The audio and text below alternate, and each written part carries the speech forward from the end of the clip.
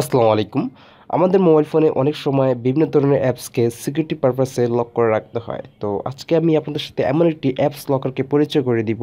তো চলুন শুরু করা যাক। অ্যাপ লকার অ্যাপটি আপনারা খুব সহজেই প্লে স্টোরে পেয়ে যাবেন। প্লে স্টোরের সার্চ বক্সে অ্যাপ লক লিখে সার্চ করলেই স্ক্রলিং করে একটু নিচের দিকে আসলেই আপনারা এই অ্যাপ লকটি পেয়ে যাবেন। অথবা আমি এই অ্যাপটির লিংক ডেসক্রিপশন বক্সে দিয়ে রাখবো, আপনারা গিয়ে ওইখান থেকে ডাউনলোড করতে পারবেন। তো ডাউনলোড করার পর অ্যাপটিকে ওপেন করবেন। ওপেন করার পর আপনারা ঠিক এইরকম প্যাটার্ন টাইপ লক একটি স্ক্রিন দেখতে পাবেন। তো এইখানে হচ্ছে আপনারা আপনাদের প্যাটার্ন লকটি দিয়ে দিবেন, যে লকটি দিয়ে আপনারা হচ্ছে আপনাদের মোবাইলে থাকা অ্যাপগুলোকে লক করবেন। তো এইখানে একটা ব্যাকআপ নাম্বার দিয়ে দিবেন। তো আমি এখানে আপাতত 123 একটা ব্যাকআপ নাম্বার দিয়ে দিচ্ছি। তারপর ডান বাটনে ক্লিক করবেন। ডান বাটনে ক্লিক করার পর আপনারা এখানে হচ্ছে আপনাদের মোবাইল ফোনে থাকা সবগুলো অ্যাপ এখানে শো হবে।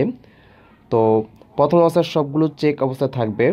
তো আপনারা যেই অ্যাপগুলোকে লক করতে চান শুধুমাত্র সেই অ্যাপগুলোকে আপনারা সিলেক্ট করে দিবেন।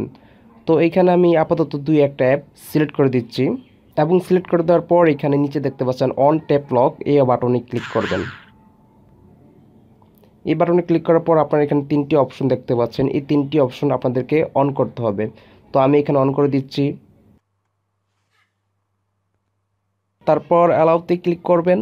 অ্যালাউতে ক্লিক করার পর আপনারা যেই অ্যাপগুলো লক করেছেন ওই অ্যাপগুলো এই অ্যাপ লক ফোল্ডারের ভিতরে গিয়ে দেখতে পাবেন।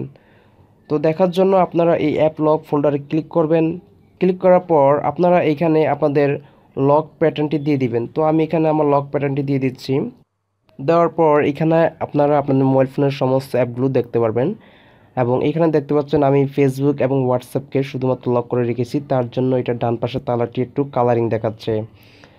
তো যে অ্যাপগুলো আপনারা লক করবেন সেটার তালাটি একটু কালারিং দেখাবে এবং যেটাকে আনলক করবেন সেটার তালাটি আনকালারিং হবে। তো এইখান থেকে হচ্ছে আপনারা আপনাদের মোবাইল ফোনের অ্যাপগুলো লক এবং আনলক করে রাখতে পারবেন। তো সব কিছু ঠিকঠাক থাকলে আপনারা এখান থেকে বের হয়ে যাবেন।